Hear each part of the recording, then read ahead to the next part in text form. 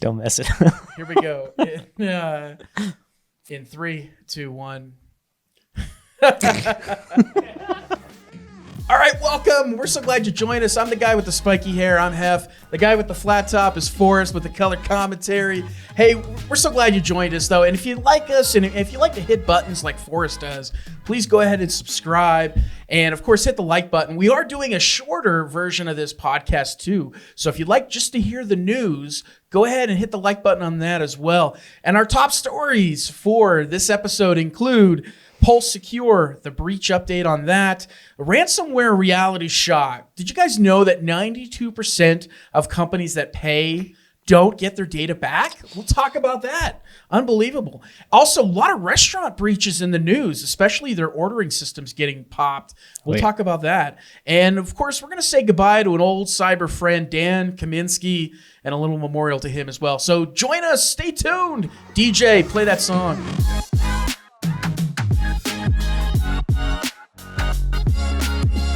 All right, Forrest, so we're saying goodbye to Dan Kaminsky. And for those of you that may not be in the cyber industry and may not be familiar with him, he was a true rebel. He was a true one of those pioneers in the world of cyber. I think, Forrest, I remember Dan, he was either DEF CON 23 or 24 that I got to hear him speak. And I know we'll include the link to that presentation. It's on YouTube, but it always got me hearing him speak because he was so high energy and just such a powerful voice. Oh, yeah. Yeah. The dude was an absolute powerhouse in the industry. Jeff Moss, Dark Tangent, the guy that runs DEF CON and Black Hat, actually got everybody together and put together a playlist, YouTube playlist of all of his talks that he had given. The dude had talked at pretty much every Black Hat or DEF CON for several years running. Like the dude was just the depths of his knowledge was so just dumbfounding. Like I can't believe how many different areas he's had an impact on, and just so upbeat and like infectious energy, absolute amazing individual. Like the world is definitely a much darker place without him. Probably for the audience at home that may not be familiar with Dan, what he's best known for is finding critical flaws in the DNS. And at the time that he found this flaw, it was like the largest synchronized fix globally ever done on DNS, which was pretty wild to see that. And the whole world, the internet world kind of lit up. Well, did he die of COVID? And the reality is I believe it was his nephew. Somebody came out and said, no, it was, related back to some health issues that he had. So, but it's real sad to see him go. Yeah. We'll include the links to some of his best videos and definitely check it out. All right, Forrest, let's talk about the most prominent data breaches in the news. Did you like that sound effect? Yeah. It's always a difficult thing to try to pick out what are the top things that we need to talk about that you'll gain, at least the audience will gain some lessons learned from. So let's start with the one that's been in the news for the last 3 weeks. This is an update on this story. It's the Pulse Secure vulnerability. A company called Ivanti that has this Pulse Secure product line. And basically what we know is there are some prior vulnerabilities that supposedly a Chinese advanced persistent threat actor was able to take advantage of. And what happened was these vulnerabilities, that was the initial infection point, the initial infection vector. There is some controversy, though, on what's going on with these vulnerabilities and specifically around two areas. And the first one, Forrest, and this one's going to grind a lot of people's gears, is how long it's taking Ivanti to get the patch out. And it just came out recently. The second thing is what the threat actor can do once they're able to take advantage of this, and they're able to get past multi-factor authentication and bypass, a lot of security controls in place. So what are your thoughts on this? It's pretty nutty, the extent of the damage that this is has enabled. It's been exploited as far back as June 2020. So they've had evidence of that going back for quite some time now, which is a long time, Forrest. You're talking about summer of last year to not have this known. Yeah, negative 6 month, if you will. longer than that. I mean, gosh, it's already May. Wow. So that's 11 months now. Time. Where did the last year go? Let's not think about that. Anyway, I mean, yeah. And once it was announced, the patch, the fix for it wasn't even available for another 15 days. Like, that's too ouch. long in our industry. Yeah, such a massive amount of lead time for somebody to then try and leverage it even further. It's just ouch. Well, we know that the hackers were able to use vulnerabilities to take advantage of placing web shells inside the Pulse Connect secure products, and specifically, they were then able to bypass passwords, get around multi-factor authentication. And that part really blew my mind. I know we sat in on a conference call with CISA, the government agency, and FireEye was in that call along with Ivanti.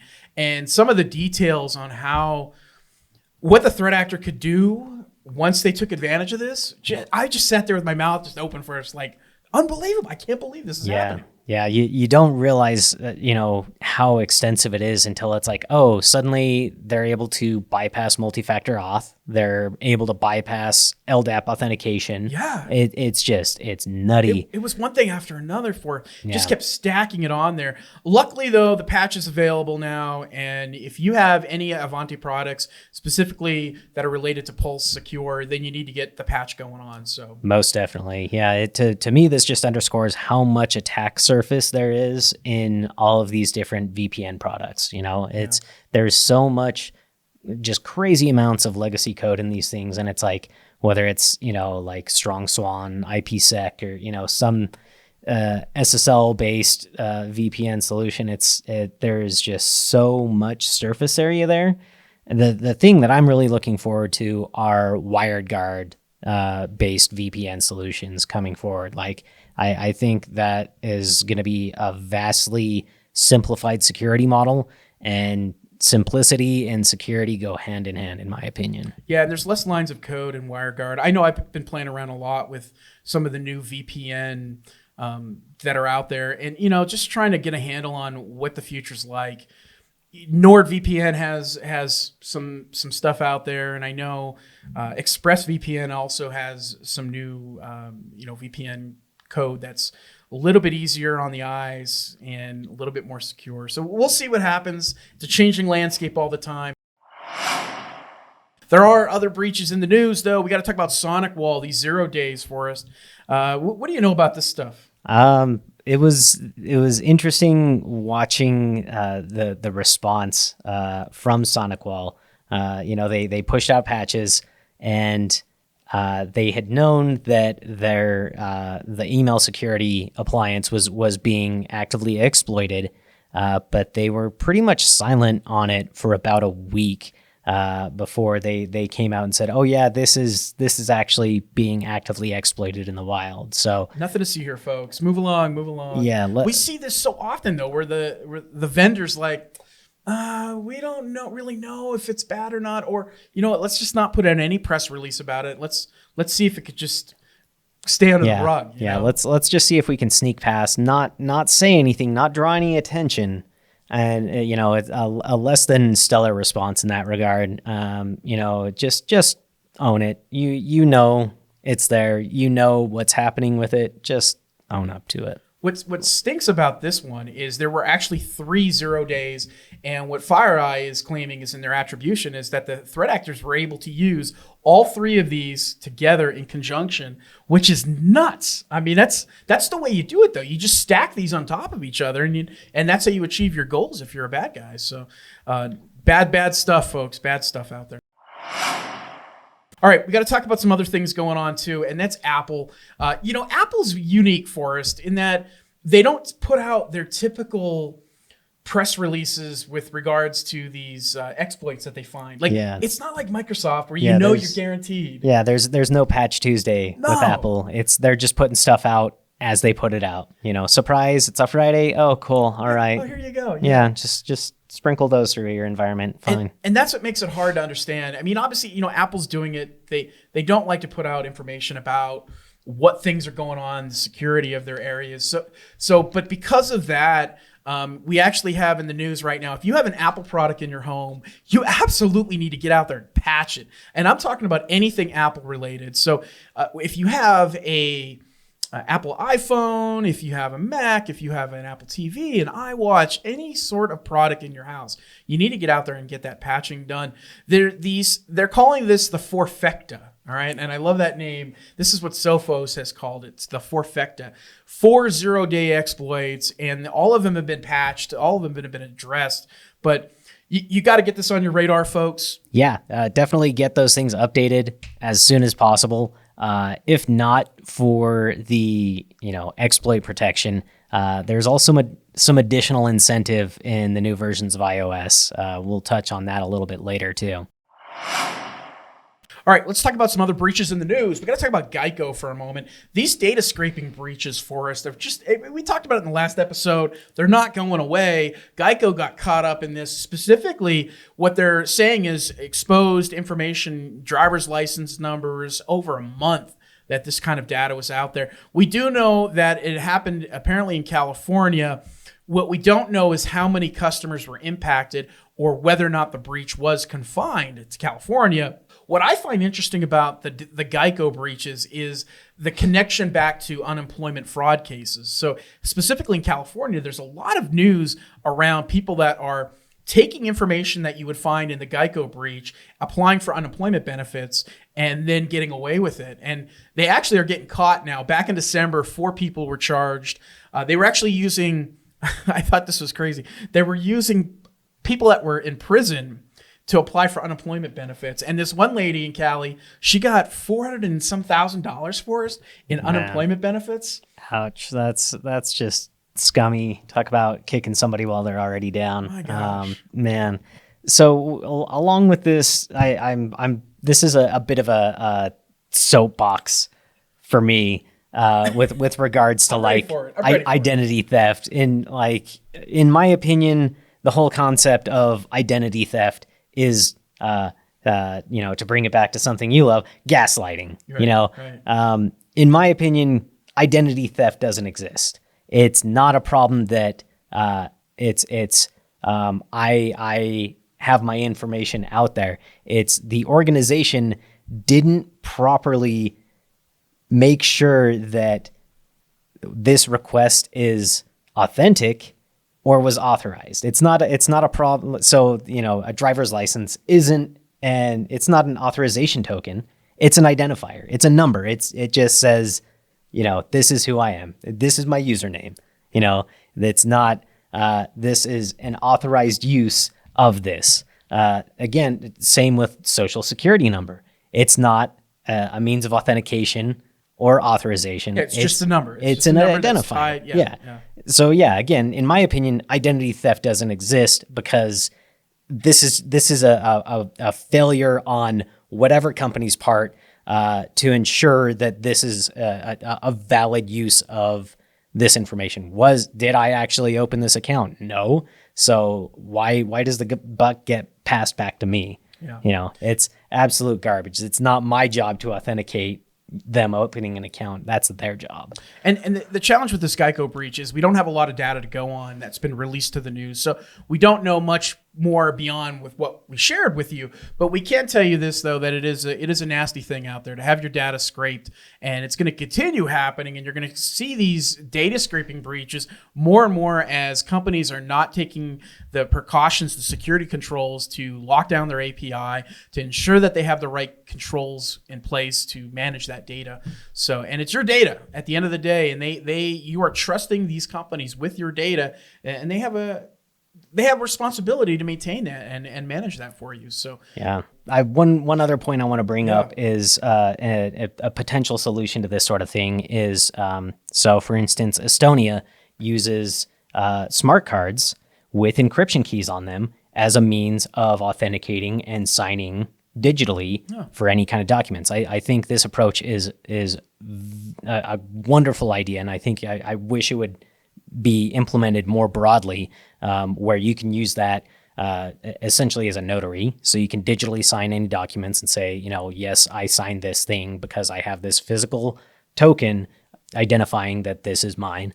You can use it for authentication purposes. I mean, it's, I don't know. I think, in my opinion, that's what an identification card should be. You should have some kind of encryption keys along with that identification and use that anytime that you would, in place of what's normally used for a driver's license number or social security number or things like that. Well, my daughter said she would like a QR code tattooed on her forehead. So she would like that to be her identifier. I don't know if we can make that happen.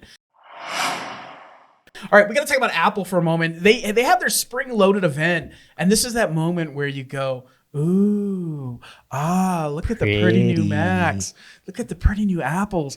But you know, if you want to think different, you're going to get hacked. And what ended up happening is one of their vendors, one of their suppliers called Quanta, actually, it's based in Taiwan. They got popped. And it was a very famous ransomware group, Forrest. We've talked about these guys before. Revil, yes.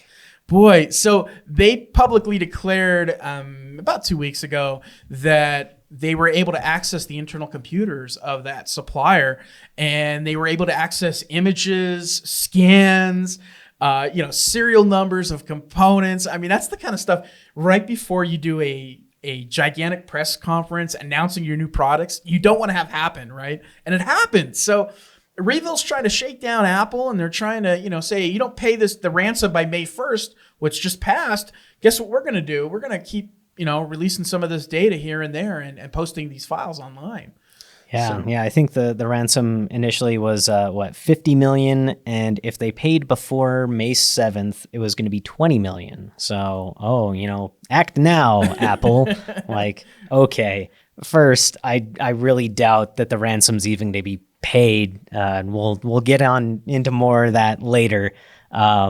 But what I thought was interesting was that they made their ransom demands public, so that everybody's going to know how they're going to respond now, whether they pay them off or, and which could potentially signal to other suppliers that it's like, ooh, hey, we're on the clock. Yeah, this could be a good source of, revenue for ransomware gangs. So tighten things up. Or maybe, they just don't pay it at all, which is the route I'm guessing they're going to go. What killed me about this story, though, Forrest, is the response by the supplier Quanta. And Quanta said something to the effect of, hey, we're in negotiations. We know it's been stolen. We know the local network data has been encrypted and everything. And we're now going to bolster our cybersecurity infrastructure after the fact. So after the fact of being popped, now we're going to spend some money and energy and time and effort on getting our infrastructure up to speed. Yeah, it's a little too late for that, Forrest. Yep. All right. Barn door closing, they're already out. Gosh. I don't know. It's interesting because, they have these schematics that they're, threatening to publish or sell off or whatever. Yeah. And I mean, I don't know that the schematics are necessarily going to be, worth $50 million. I mean, sure, it gets some lead time on their next iteration of design, but they pretty regularly update their hardware. It's almost like a yearly cycle. You can almost set a watch to it, right? And if you were to sell this to the competitor, I mean, how good is those schematics? Apple will do a teardown on the competitor's work and say, hey, I can clearly see where you copied our design. Yeah, and their competitors are also going to be reverse engineering the stuff as soon as it's manufactured. So I mean, really, all they're doing is just giving them. They don't have to bother with reverse engineering at that point, and they give them a few months lead time. Like, is that really worth $50 million? No, I don't know. And now too in the United States, we have a lot of laws where you cannot pay ransomware. Yep. So even if you wanted to pay, you couldn't do it. Even if you had the controls in place to be able to pay these companies with Bitcoin or whatever their demand is, you could not pull it off in the United States due to a lot of these Treasury Department type laws and so on and rules. So. Yeah, I wish, in my perfect world, schematics would be included with a device when you buy it, like they were back in the day. Yeah, wow, that's a great idea. Old school electronics, you would get a schematic diagram showing exactly where everything is, all the components, like. That's a great idea for us. I wish right to repair were more of a thing. And Apple is famously super hostile to right to repair. So, I mean, was that potentially like a motivation for this attack, or was it just purely opportunistic? Like, I don't know. Well, back in the day, Forrest, we had Radio Shacks. Yep. And if I wanted a schematic, I knew I could walk into the Radio Shack. The guy behind the counter, not only did he have the schematic, but he's like, hey, what version do you want of the device? I have going back to 71, 72, like a drawer full of just diagrams and books. We don't have that anymore, Forrest. No, You don't get that at Best Buy. Man. End of an era, man. Yeah. And Fry's gone too. Yeah. Rip. Sad.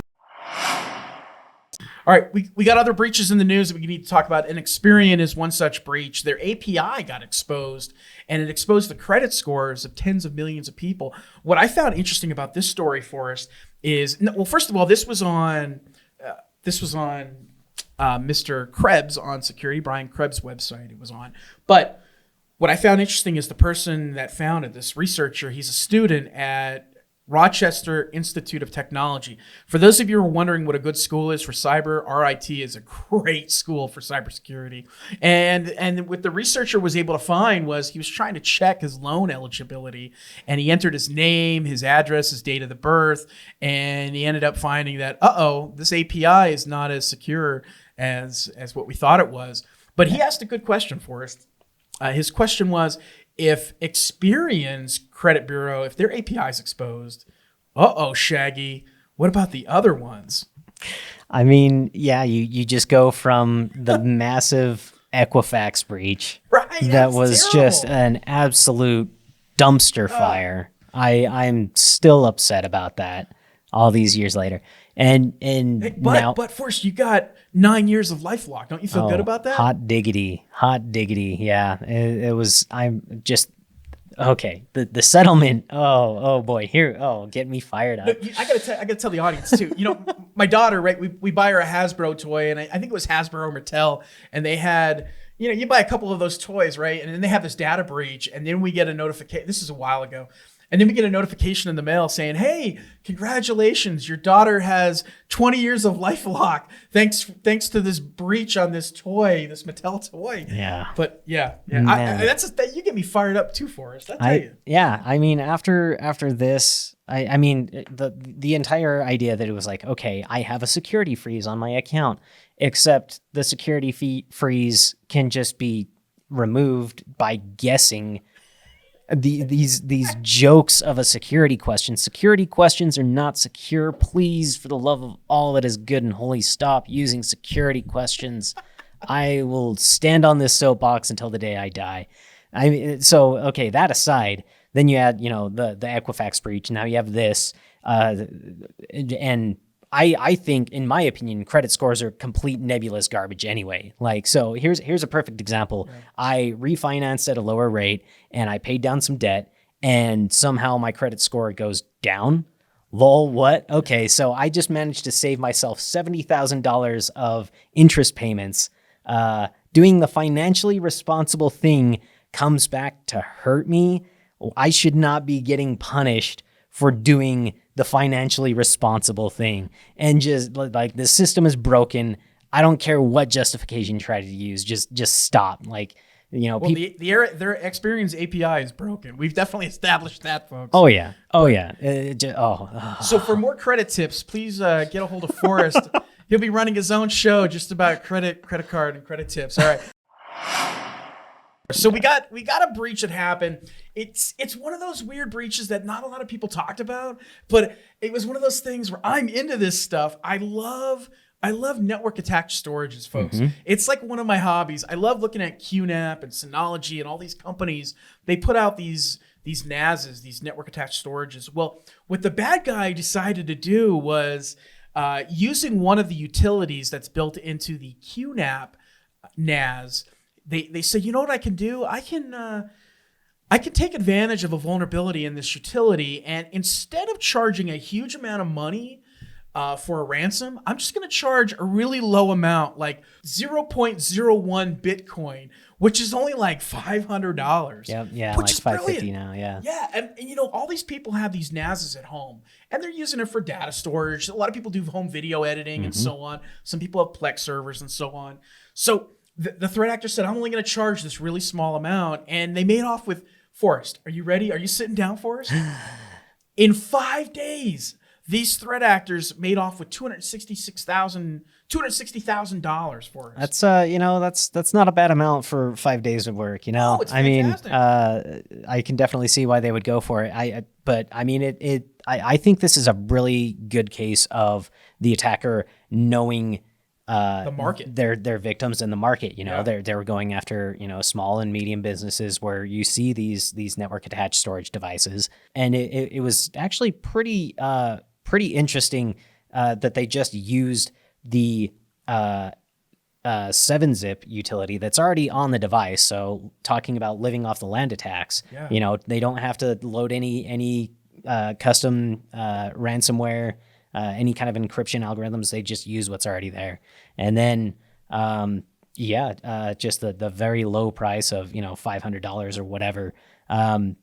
Pretty successful. I think all in all, about 525 people ended up paying the ransom. What I thought was pretty neat was somebody found that on the payment page, they found a vulnerability where it was like predictable transaction IDs. Really? So they ended up paying to see what the flow was like for retrieving a decryption passphrase. Yeah. They got that, and then they were able to iterate and unlocked about 50 other transaction IDs that they had encrypted, and it was pretty neat. But then within an hour, they found the bug. The attackers found the bug that they were using to get those decryption keys, and patched it back up. Yeah, I did not hear that. It was a pretty neat story. That it was about 50 or so people that they were able to get. So I don't know. Just really, I do see these types of devices all the time in small and medium businesses. So, This is the audience's favorite part of the show. We're going to talk about gaslighting. Insert that sound effect, DJ. Danger, Will Robinson. All right, gaslighting, Forrest. Oh man, this is always that part of the presentation where I have to calm you down. I have to talk you down off the ledge, man. Our first headline: ransomware reality shock. This actually came out of Forbes. They had this story. We'll include the link to some of these stories as well. But 92% of companies that get breached and have a ransomware event, they don't get their data back. Forrest, is that shocking to you? I mean, I don't know that it's necessarily shocking. It just makes things more complicated and more interesting, in my opinion. So they had some really good statistics in this article, just showing different trends in costs and things like that. So couple things that they noted: the average cost of recovery efforts from ransomware in the last year has essentially more than doubled. It went from about $761,000 average cost for a recovery incident to $1.85 million in the last year. So all security boils down to risk and analyzing and assessing that risk and acting in accordance with that. Yeah, how much risk are you willing to take on as a company in an effort to keep the lights on in the business? Yep. Yeah. And then average ransomware payments came out to about $170,000. So that's another factor in this massive equation of, risk assessments. And when you're comparing, so recovery cost is roughly about 10 times as much as the average ransomware payout. Yeah. And do you roll the dice on hoping to be that 8% who get their data back when they do make the payment?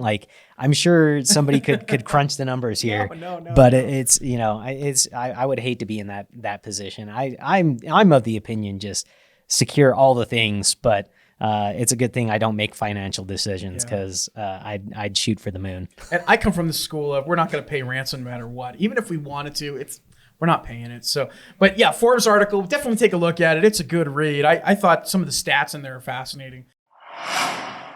More gaslighting, Forrest. We got to talk about this too, this Apple privacy change. We're talking a lot about Apple today. This is like the Apple show, we're not normally so Apple centric or Apple focused. It just so happens there's just news a lot happening. This privacy change has been a big story, folks. Basically, they changed their privacy policy, and there's some things you need to know, especially now with Apple has these identifier IDs and Google has them as well. And what's going on is this: you have to actually give explicit permission for apps to track your behavior, to sell your personal data, anything from age to location to spending habits and health information. Yeah. But that string of numbers is known as the identifier for advertisers, the IDFA. And what Apple is introducing is they're saying now you have to give that permission if you want to be able to access the data from our customers. Yeah, I like the explicit need to opt in, and very clear, very unobfuscated. It's just right there. Do you want to allow this to track activity across apps or across the web? No, I don't. Yeah. Awesome. Like, thank you, Apple. Like, good job. I'm glad to see it's happening. But where's the gaslighting at in this story, Forrest? That's the question the audience is probably wondering right now. Because Facebook is saying we're not going to use Apple's identifier, and of course Google has their own identifier. And if you start to question the motives, what's the motive, Forrest, for Apple to do this? In my opinion, they're really leaning into the privacy front. I think it's a very marketable thing for them to do. I just wish we didn't have to trust a corporation to do this for us and do it in a way that's closed, black box, like just trust us. I'd rather have things out in the open. But I mean, that's just the state of the world. The privacy rabbit hole goes so deep that it's absolutely infuriating. I'm probably one of the single biggest privacy advocates I know in my life. Yeah. And the current state of affairs is that privacy is relegated to the technologically elite or those who can pay to play. And I just wish that were not the case. Like, how do we get to Star Trek Federation status? Like, you got to have Worf on your team. That's the first step. But Forrest, the control over the dollars is what's really driving so much of this conversation. And Apple wants to control the advertising ecosystem. Facebook wants to have their own control. Google wants to have their own control, and all these other players too. So what's really interesting is if you actually go in and if you turn off the tracking, what the advertisers then see is just this string of zeros, these characters, and no data is shared, which is actually pretty cool. Yeah. When you actually turn it off. So it's definitely a space. This privacy and the control of these identifiers is going to keep growing, and you're going to hear more about these in the news and the conversations. So have it on your radar. All right, time for our top stories. Yeah, we're getting to the halfway point of the presentation here. And Forrest, in terms of top stories, this is the one that just broke my back, man. When I hear about small mom and pop restaurants getting popped and getting breached, I get so frustrated and angry. So, to try to explain this to you and the audience, folks, you have to understand, you have platforms like Grubhub and DoorDash, these online ordering platforms. They're behemoths companies, right? Mm-hmm. And if you've ever ordered from them, have you ordered from them? I leave those applications to my wife. She's more app savvy. Well, let me tell you as that goes. Forrest, the fees on some of these like Grubhub is just outrageous. So there's a lot of smaller online ordering platforms that are out there. And it's not just DoorDash and Grubhub, but these smaller online ordering platforms may have vulnerabilities. And what happened in the news over the last 6 months is Gemini put out an advisory about 5 of these companies that got popped. And these online ordering platforms, Easy Ordering, Menu Safu, eDining Express, Food Dudes, Delivery, Grabbull, these guys all got breached. Now, the attack space for card present versus card not present, you're going to start to see and hear more of these types of attacks that emanate out of the shopping cart. And what's really cool is I know we here at SecurityMetrics have a security, how do I describe it? A shopping cart monitor. Tool. Yeah, monitor tool. Yeah. Which I played around with it for a little bit, and it's really cool. I mean, it actually looks at the code and the transactional data that happens when a customer orders something online. It looks at that code and it determines whether or not it's been maliciously altered or not. Yeah. Yeah. It's interesting watching these things go from physical skimmers. Physical skimmers were all the rage, like 3 years ago? In your gas, you go to the gas pump, Yep. folks, and you see these skimmers. But Yeah. now the skimmer is like MageCart, for example, Exactly. is what's being impacted. Yeah, in this, yeah. So you're going from physical skimmers to online skimmers at checkout, and it's just the parallel is right there, just 1-to-1, where they're getting all the information that they need to be able to run that transaction.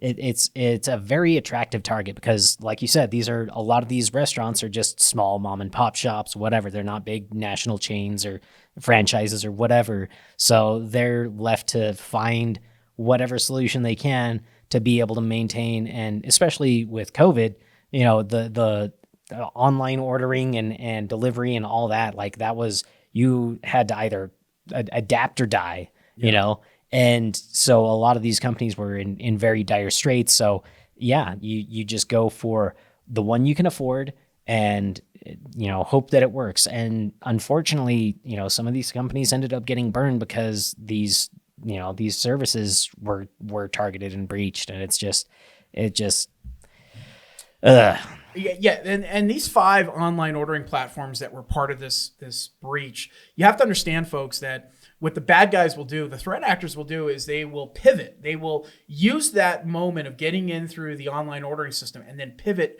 into the restaurant's environment. So 70 restaurants were allegedly caught up in these breaches over the last 6 months from these 5 online vendors. What's interesting is these vendors themselves, and we'll put up a graphic here for you to take a look at. What's interesting is these 5 vendors, they're all centrally kind of located in the same geographic region of the country. And that's where the story gets a little interesting. One of the vendors, MCPOS, actually licensed their online ordering platform from China. So there's some story going on there too. But again, what we want to talk about here is the geographic dispersal. And we'll put up this map that you can take a look at here. If you notice, most of these online ordering platforms that were exposed and breached are all located in the vicinity of the service provider's headquarters. So if you look at it like Grabble and Food Dudes Delivery, primarily in the Midwest, we're talking Chicago, Minnesota area, which is where they're happening. There's some thought also that perhaps that these companies, they spend a little bit more time advertising and marketing their products in these regions of the country. But there's so much interesting stuff here, folks, from a lessons learned. And whenever you go out and you decide to buy some sort of software or tool for your environment, you have to do your due diligence, folks. You've got to spend a little bit of extra time on the security governance piece and do the security review. Look at the information that's being presented to you. How do they transmit your data? How do they do it in transit? How do they do it at rest, data in transit? What kind of score does the vendor have that you're choosing to bring into your environment? And not only that, but then you also have to step up your routine monitoring. You've got to take some energy and effort into that piece of the equation. So, from the consumer side of things, try and see if you can employ some kind of ephemeral payment card number. Some companies will generate new single-use card numbers. That way, if one of these does end up getting popped, then it's useless. Yeah. Like, you've used it for that transaction, it's now burned, and nothing's lost for you at that point. And I will say this before we get off this subject, Forrest. If you're a retailer out there and you're using any sort, if you're a retailer, if you're a restaurateur, if you're a bank, taking a look at what we do in the shopping cart monitor, that we have a product that can actually help uncover these types of attacks. And that was the first thing, Forrest, that popped in my mind. The minute I read about these 5, I said, oh my gosh, this is what SecurityMetrics, our security shopping cart product, could have stopped and prevented this stuff. So, yeah. All right, I'm off my soapbox. All right, we gotta move on. We gotta talk Rust, and it's rusty out there with malware. The bad guys they're pivoting away from using Java and C++ and these other programming languages because they know that defense systems are ready to protect against that type of attack. So we have Rust, which is another programming language. Have you ever had to program in Rust? It's unreadable. It is. I'll probably catch a bunch of flack for that, but man, like if I had to go between the memory safe languages, I would rather go with go. I'm sorry, but mad respect for Rust. I really like what they're trying to do. It's been a long time coming, and yeah, the more memory safety there is, the better. But yeah, So what's going on, folks, is the threat actors they're putting together a phishing campaign. They take an Excel document, a Word document, they load it up with malware. In this situation, what's going on is they're using DHL. You remember that shipping company DHL? I never use DHL. I use like FedEx, right, or UPS. But DHL's out there, and the bad guys decided that they will do these DHL-themed phishing emails. And again, they distribute the weaponized Word document or Excel document. The loader, the Buer is the first stage loader that can have all kinds of nasty stuff in it. But the bottom line lesson learned here is the threat actors keep evolving. And they're going to always keep evolving. And if they can pivot away from things like C and C++ programming languages and go towards languages like Rust that are not on the radar of a lot of cyber defense systems, then they're going to do it, and they're going to have traction with it. Yeah. I mean, it's just a matter of iterating and just constantly trying to evade detection and restrictions. They're going to try PowerShell. Oh, you have PowerShell blocked on that machine. Okay, they'll try Python. Okay, Python's not working. Let's try Go. Let's try Rust. Let's try. It's just going to be iterating through whatever language they can, trying to get something to run. All right, Forrest, this is the next story that we're going to talk about too. And this is the Malvertising. Can you quickly give the audience an explanation what Malvertising is if they've never heard of it before? Okay, so Malvertising is malicious advertising, which I think is kind of a redundant term. But it's using advertising networks for delivery of malicious payloads. And so I personally got hit by Malvertising back in like 2012. I think I was browsing memes on Imager. Yeah. Okay. Whoa. Yeah. This was take me back for it. This was before I donned my tinfoil hat and was browsing on Internet Explorer on Windows. Oh, sweet summer child. In my day, I had Netflix and Malvertising with Netflix. Netscape, sorry.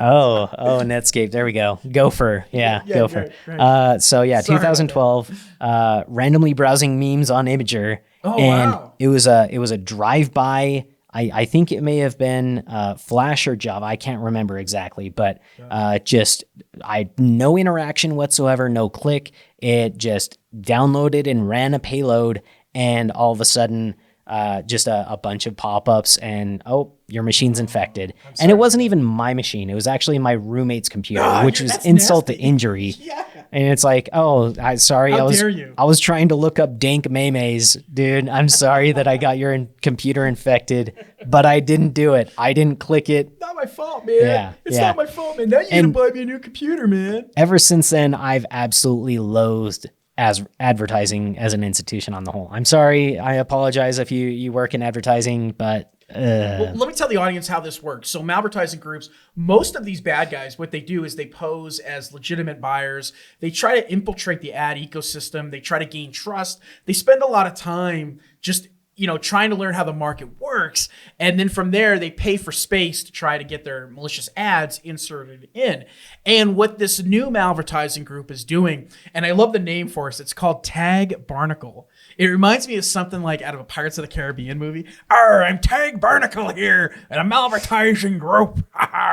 Right? And these guys, Tag Barnakle, what they were doing for us is they were skipping all that extra work, like trying to pose as a legitimate buyer and try to infiltrate the ad ecosystem. What they did is they tried to infect, and they got around 120 plus servers, and they were running this open source thing called Revive.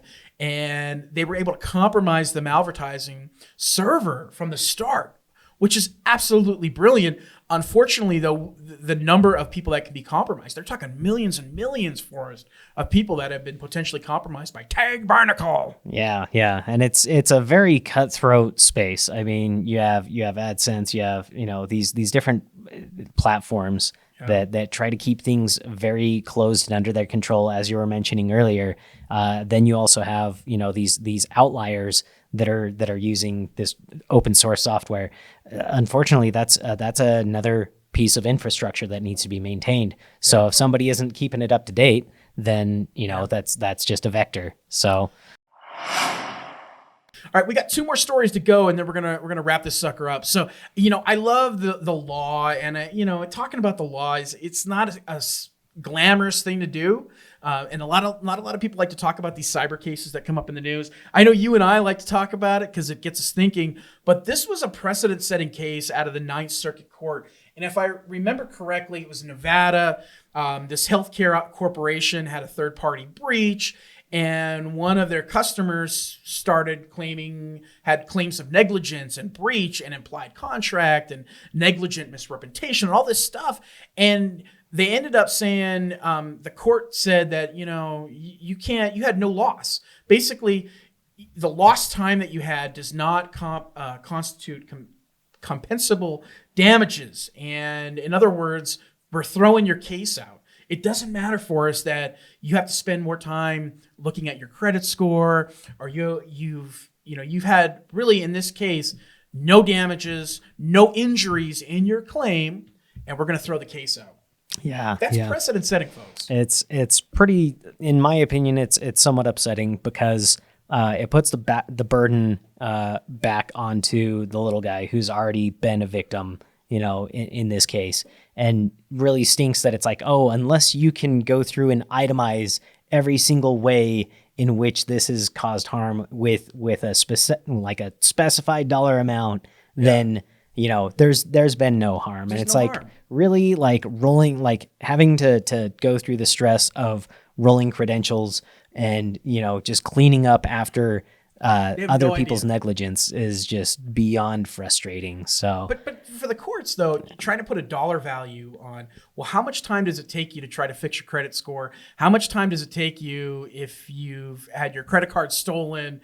But in the court's eyes, and in this case, and we included the link to the National Law Review site about it, understanding that there's no damages. The court's saying there's no damages whatsoever. It doesn't matter that your information was breached, it was lost, it's out there, it's never coming back.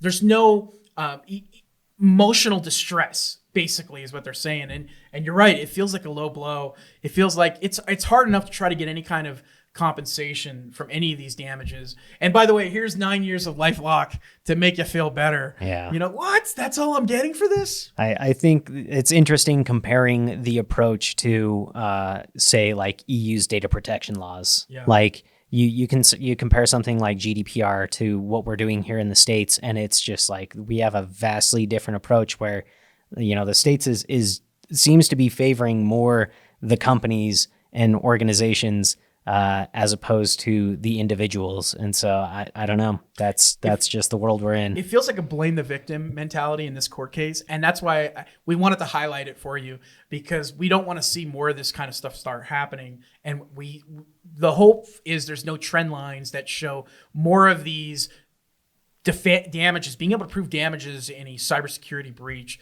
is very difficult. And we hope not to see more of this kind of stuff where these cases are being thrown out. So, all right, we have one more story we're going to cover, and then we're gonna wrap it up here, and that is breach notification laws. And boy, Forrest, these breach notification laws, there's such a patchwork across the entire country. Every state has a breach notification law, and some states now have data defense laws. And trying to know, what state are you in, and what is the breach notification law? So the federal government and some senators, including Senator Warner, are trying to put together a way to basically have a notification system in place, kind of similar to the National Transportation Safety Board. Like when there's a big accident, like a plane crashes, let's have a one-stop place that would investigate cybersecurity breaches. I think that's such a cool idea. Yeah. How we execute on it's another story. Yeah. I think that there's a lot of redundancy that happens by delegating out to the states. Yeah. I think that there's things can be done in a standardized way that is consistent and not this confusing mire of we have customers in 17 different states. Oh, now we need to respond in 17 different ways. Right. That is an absolute nightmare. and it's not going to result in there being compliance. Like it's going to result in non-compliance. The administrative burden of getting these things done in the prescribed way is so difficult that, you know, it's setting it up for failure, in my opinion. And that's the challenge for anyone that's on this call that has a business that operates in multiple states. So if you get breached in, say, Colorado, and yet your company headquarters is based out of another state, you have to know all these breach notification laws. And I think we're very lucky on our team. I know we have a pretty good handle on what happens in a lot of these states and a lot of these notification laws. But the cool thing is the federal government's kind of stepping in and saying, hey, maybe we need to set something up, whether it's kind of like the NTSB or it's kind of like the Treasury Department. They have their Financial Crimes Enforcement Bureau, their network, but something like that for cybersecurity. So we'll stay on top of it, and we'll keep you guys posted as this story progresses. That is our show, folks. I hope you enjoyed it. Forrest, did you have fun? Oh yeah. I got to vent a little bit. You know, it's been I've needed this. You know, it's a much needed outlet. Well, I'm glad Forrest vented. I know I'm gonna vent here in a little bit, and we're glad you joined us. Hey, hit the like button if you like to smash and type things the way Forrest does. Please subscribe, and we love having you along. And don't forget, we have a shorter version of this podcast where we just cover the highlights. It's kind of like a highlight reel from a football game. So please take a look at that too. So thanks again, folks. Have a good one. Take care.